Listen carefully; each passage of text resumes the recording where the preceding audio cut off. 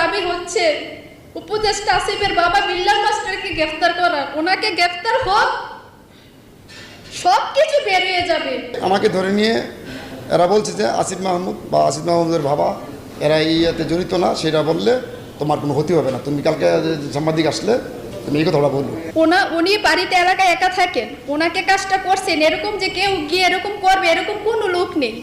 আমাদের পাশে আজকে একটা লোক দাঁড়ায় তো আমরা একটু সাহস পাইতাম। আমাদের পরিবার একমাত্র আমি ছাড়া কেউ নেই, আর আমার বোনটা তো বুঝে না এত কিছু। আমার স্বজনরা হারাইছি আমি।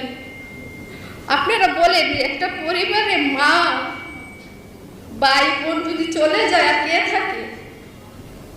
7টা বাচ্চা এতিম হয়েছে, সবগুলো আমার উপরে নির্ভরশীল। আমি কার জন্য কান্না করব বলে?